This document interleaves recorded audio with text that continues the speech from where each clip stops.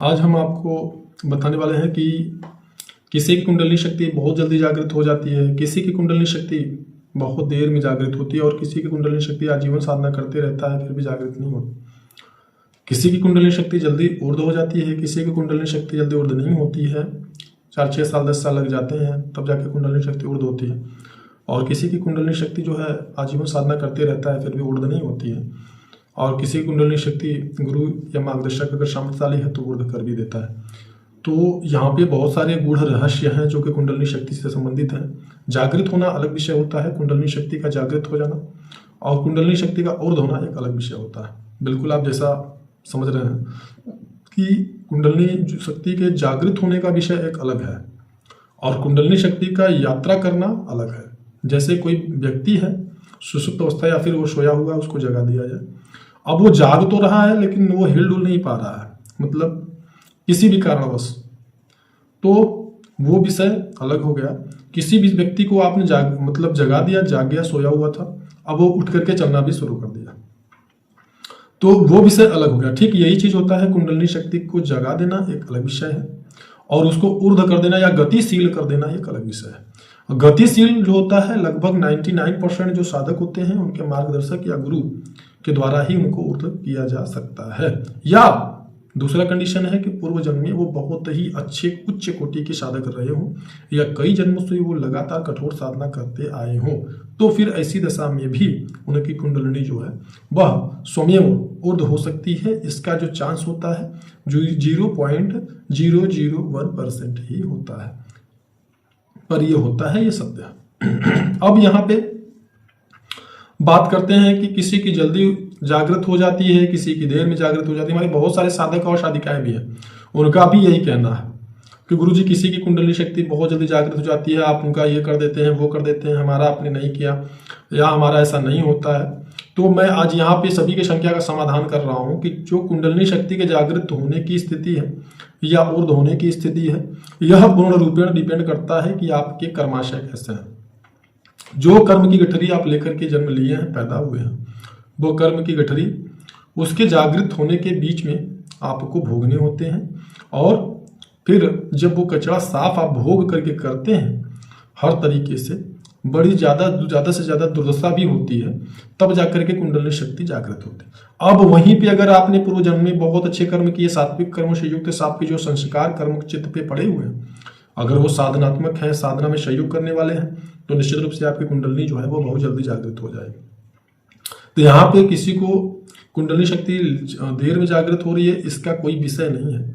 विषय यह है कि जैसे मैंने अभी अपने वीडियो में बताया हुआ है कि आपको कुंडली शक्ति के ऊर्ध्व होने का अगर एहसास हो रहा है, मतलब अनुभूति हो रही है, और अगर किसी दूसरे जो है साधक को अनुभूति नहीं हो रही है, तो इसका ये मतलब नहीं होता है कि उसकी साधना नहीं हो रही है। जिसको कुंडली शक्ति के ऊर्ध्व होने की अनुभूति नहीं हो रही है, साधना उसकी भी हो रही है, और जिसको स्पष्ट रूप से अनुभूति हो रही है, साधना उसकी भी हो रही है। फर्क सिर्फ इतना है, जो कुंडली शक्ति का स्वभाव अगर आप उग्र स्वभाव का है तो कुंडली शक्ति आपको स्पष्ट रूप से महसूस होंगी, और अगर कुंडली शक्ति का स्वभाव शांत स्वभाव की है, आपके चित्त के अनुसार, कर्माशय के अनुसार, कर्मों के संस्कार के अनुसार, तो आपको नहीं महसूस होती है। लेकिन साधना आपकी भी हो रही है और साधना दूसरे साधक की भी हो रही है। ठीक उसी प्रकार से कुंडली शक्ति आपकी जागृत नहीं हुई है तो आप साधना छोड़ दीजिए, ऐसा कुछ नहीं है। मैं यहाँ पर आपको एक गूढ़ रहस्य जरूर बता दूं, कोई भी साधना हो, कोई भी साधना, चाहे वो मंत्र की साधना हो, तंत्र की साधना हो, या फिर वो ध्यान योग से संबंधित हो, भक्ति योग से संबंधित हो, आपको तब तक आपका जो चित्त होता है तब तक निर्मल नहीं होता है, तब तक आप जो है मतलब योग मार्ग में, अपने योग मार्ग में विकास नहीं कर सकते हैं या विशेष अवस्था को प्राप्त नहीं कर सकते हैं, जब तक कि आपकी कुंडलिनी शक्ति जागृत न हो जाए। जब वह आप जागृत होती हैं तब आपको निश्चित रूप से बहुत ही विलक्षण अवस्थाएं प्राप्त होती हैं, साधना कोई भी हो।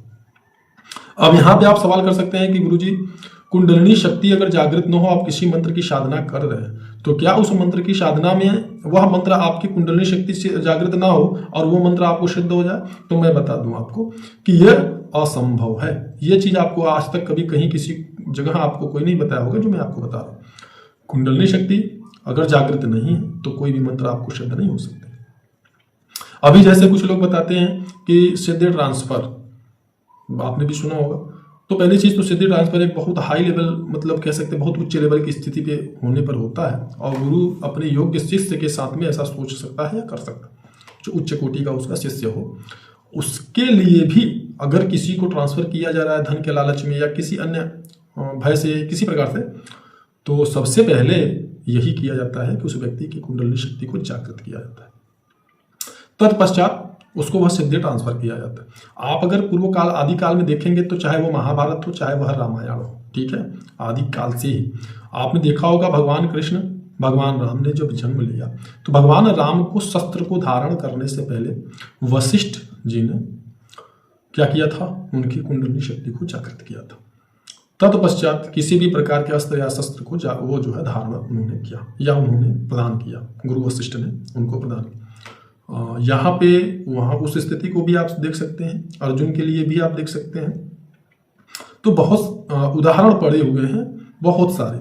अब योग्यता अगर आपके अंदर नहीं है तो किसी प्रकार की शक्ति सिद्धि को आप धारण नहीं कर सकते।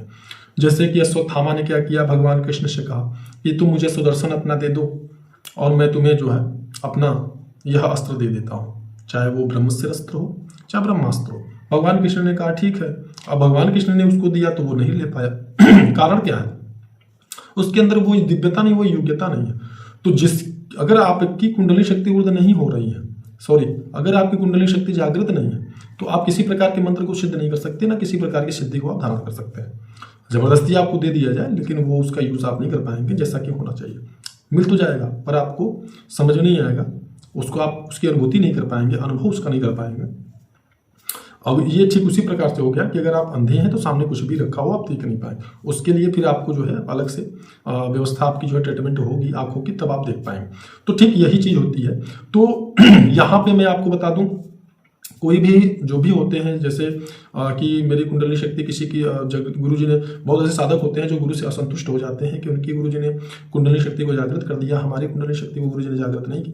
तो मैं ऐसे सभी साधकों से कहना चाहूँगा कि बिल्कुल किसी को हताश निराश नहीं होना है, सबके अपने कर्म होते हैं। और अगर गुरु मैं हूँ या कोई भी हो, गुरु अथवा मार्गदर्शक जब उचित समय आता है तो अपने साधक या साधिका जो भी है उनकी कुंडली शक्ति को ऊर्ध्व भी कर देता है।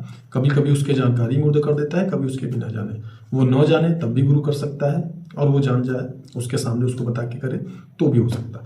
तो मतलब अगर गुरु आपका हितैषी है, वो अनुभवी है उस मार्ग का, वो जो है कि अनुभव है उसके पास, अभ्यासी रहा है, तो वो आपके जो है जो भी हित है उनसे कभी वो समझौता नहीं करेगा। हाँ, वो योग्यता अगर आपके अंदर है तो अगर योग्यता उसको समझ में आएगा कि हाँ जागृत करने का समय आ गया है तो वो जागृत कर देगा, उसको लगेगा ऊर्ध्व होने का समय आ गया तो वो ऊर्ध्व कर देगा। तो इसके लिए किसी को परेशान होने की जरूरत नहीं है। कुंडली शक्ति किसी की जल्दी किसी की देर में क्यों ऊर्ध्व होती है वो मैंने आपको बता दिया। तो अगर ये अच्छा आपको लगा हो तो लोगों को इसको शेयर करें ताकि और लोगों को इसके बारे में समझ में आए, क्योंकि मैंने ऐसा देखा है बहुत सारे शिष्य इन्हीं सब कारणों से असंतुष्ट होकर के साधना ही छोड़ देते हैं या गुरु का सानिध्य ही छोड़ देते हैं और अपना नुकसान कर लेते हैं। तो अगर आप जानकारी आपको अच्छा लगा हो तो लोगों को शेयर करें। अगर पहली बार आप देख रहे हैं तो इसको सब्सक्राइब कर सकते हैं। हमारे यहाँ जो भी जानकारी इस चैनल पर आपको मिलेगी वह पूर्णतया अभ्यास पर निर्धारित और पूर्णतया सत्य प्रमाणित जो जानकारी है वही आपको यहाँ पे मिलेगी। मिलते हैं अगले किसी जानकारी में, तब तक के लिए जय माता।